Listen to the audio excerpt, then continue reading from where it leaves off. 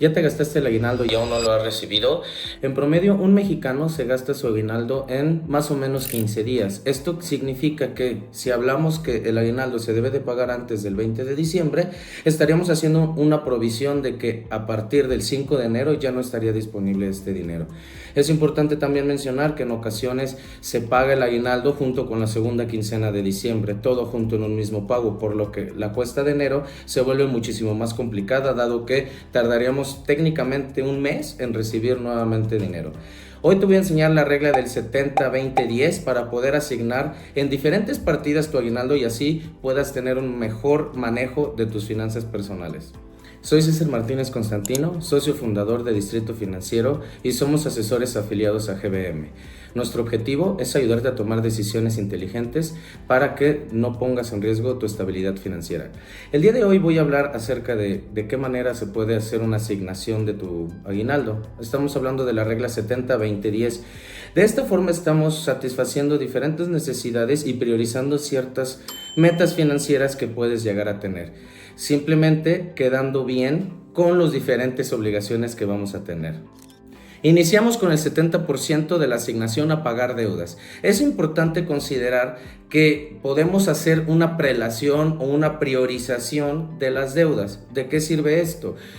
Podemos poner en un orden todas las deudas que nosotros tengamos que estén generando interés. El orden en el que las vamos a ordenar es: la más cara siempre va a ir al principio y conforme vaya disminuyendo el costo de interés o el CAT o los intereses, debe de ir de mayor a menor. Esto implicaría que nosotros, al poder hacer una ponderación, estaríamos asignando mayor dinero o mayor capital a las deudas más caras y menor capital a las deudas menos caras. Esto significa que estaría teniendo prácticamente una disminución en el costo de interés a largo plazo. ¿Qué significa esto? Hay veces en las que uno piensa que debe de invertir el dinero del aguinaldo. No está mal esta heurística. Sin embargo, si nosotros vamos a invertir, debemos de tener de este lado, del lado de las deudas, un 0%. Esto implica que si yo estoy invirtiendo, vamos a poner un ejemplo numérico, 100 pesos a una tasa anual de 10%, implicaría que yo al término de un año estoy ganando 10 pesos por los 100 invertidos.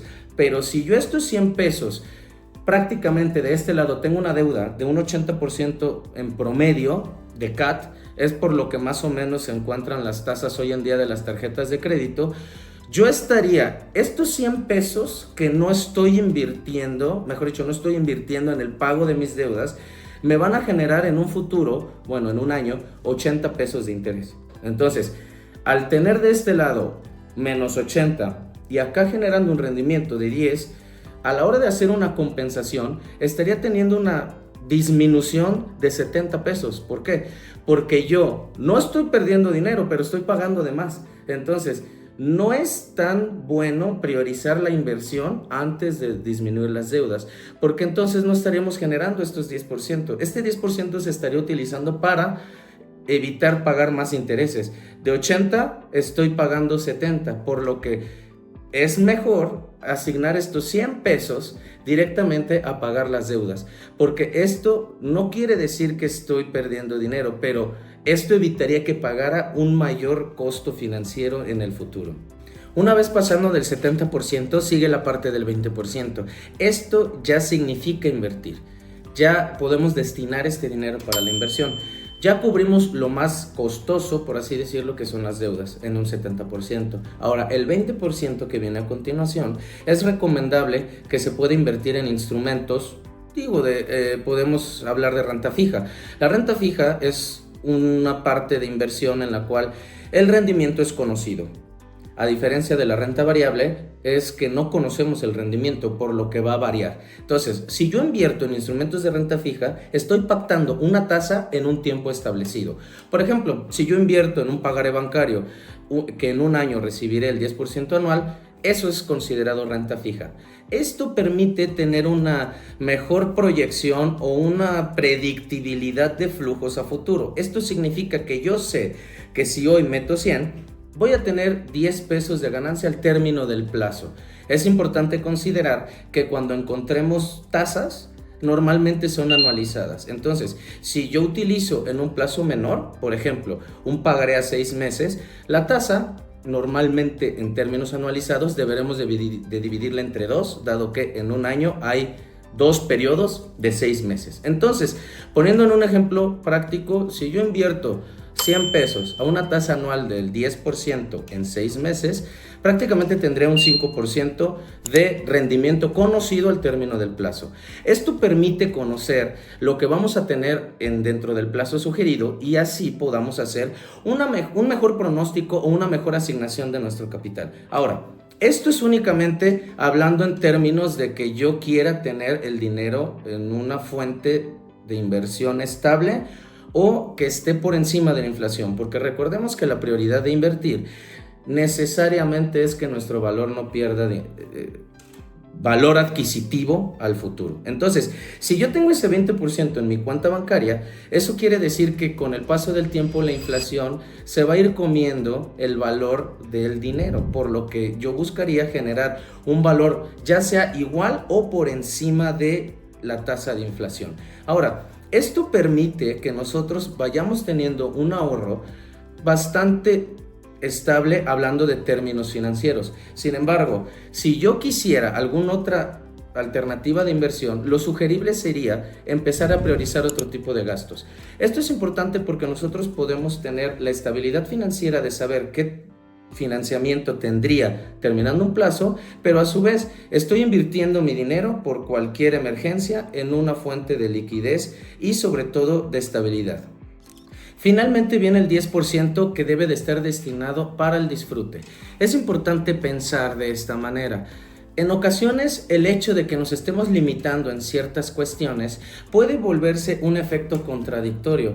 El hecho de que no haya querido disfrutar o no haya podido disfrutar mi dinero puede venir desencadenado en emociones acumuladas y puedo despilfarrarlo dado que no pude cumplir la parte del disfrute. Entonces, no sirve de mucho priorizar ciertos gastos si al final no me voy a priorizar también dentro de mis gustos o dentro de mis disfrutes.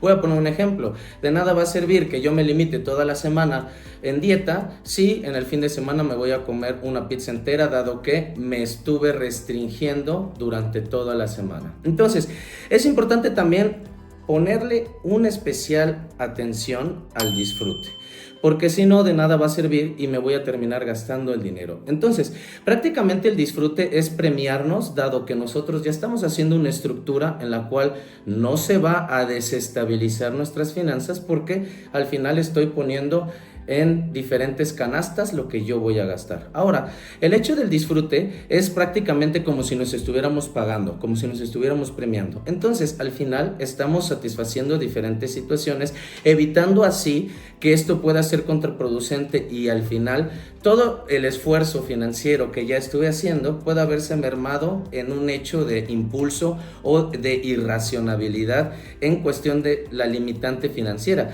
porque lo entiendo, he estado trabajando duro todo el año o he estado generando diferentes hábitos y no me he premiado a mí y no he buscado tener una satisfacción en mi persona. Entonces, recordemos que cada uno tiene diferentes prioridades y diferentes presupuestos, dado que las finanzas son personales, pero siempre es bien importante que a pesar de que estemos teniendo suficiente conciencia en nuestros gastos y estemos utilizando diferentes estrategias para poder hacer rendir de mejor manera nuestro dinero, siempre debemos de priorizarnos también a nosotros en una especie de premio o alguna satisfacción que nos podamos pagar a nosotros mismos. Entonces, recopilando, el 70% va a ir destinado a pagar las deudas y recordemos que debe de haber una prelación entre la deuda más cara a la más barata, o en caso de haber una sola, el 100% del 70% se va a ir destinado a pagar esa deuda. En segundo lugar, tenemos el 20% que debe de ir invertido prácticamente, dependiendo los gustos, intereses o al final el horizonte de inversión que quiera cada uno como inversionista. Entonces, ese 20% deberá de estar invertido forzosamente, debido a que si lo dejamos en la cuenta puede llegar a tener una minusvalía dado el aumento en la inflación. Lo importante aquí es no generar menos de la inflación y buscar escalarlo dependiendo el horizonte de inversión. Y por último, el 10% que está destinado en el disfrute. Ese 10% va a permitir que podamos evitar cierta frustración en no poder gastar el dinero. Esto es bastante importante porque si nosotros estamos haciendo este tipo de planeación financiera antes de que pase, nos estamos robusteciendo o estamos buscando enfrentar la famosa cuesta de enero. La cuesta de enero implicaría que nosotros estemos recibiendo, vamos a poner un ejemplo, el día 15 de diciembre estoy recibiendo mi segunda parte de la quincena, que es del 15 al 30 de diciembre, y el aguinaldo. Esto significa que yo estaría recibiendo próximamente dinero hasta el día 15 de enero. Entonces, sí, vamos a tener mucha liquidez en un momento en específico, sin embargo, estoy sacrificando teóricamente 15 días y 15 días sin recibir una sola paga. Entonces, en ocasiones puede ser complicado, ya dado que al tener ese dinero lo estamos gastando de manera rápida, por lo que no estamos dejando reservas para poder afrontar del 1 al 15 de enero, ya que en ese tiempo ya terminaron las fiestas y viene toda la parte en la que tenemos que sanear lo que ya gastamos. Entonces, es de vital importancia tener en cuenta esto, dado que podemos enfrentarnos a problemas de liquidez por el tiempo en específico que no estamos recibiendo ingreso. Entonces, es importante conocer esa parte para evitar endeudarnos en el corto plazo. Por ejemplo, del 1 al 15 de enero ya no cuento con efectivo disponible, por lo que voy a verme en la necesidad de utilizar mi tarjeta de crédito en algo que probablemente pude haber evitado y no hubiera sido algo, pues, importante hacer o algo necesariamente hacer. Si lo pude haber evitado desde diciembre, sí me puedo administrar de la manera correcta. Y por último, es importante señalar, el aguinaldo no deberá de ser un problema, sino al contrario. El hecho de recibir pagos extraordinarios, por así decirlo, tanto aguinaldos, bonos en ocasiones, se reciben fondos de ahorro, se reciben otro tipo de prestaciones superiores a lo que normalmente estaríamos recibiendo. Entonces, es importante que ese tipo de liquidez adicional pueda ser al contrario de problemas, sino tendrá que ser algo que nos pueda permitir con este dinero extra sanear cierto tipo de deudas o inconvenientes o problemas que podamos tener, por lo que no deberá de ser algo que al contrario, si yo recibo más implicaría que aumente mi nivel de vida y pueda gastar de más, incluso termine hasta peor.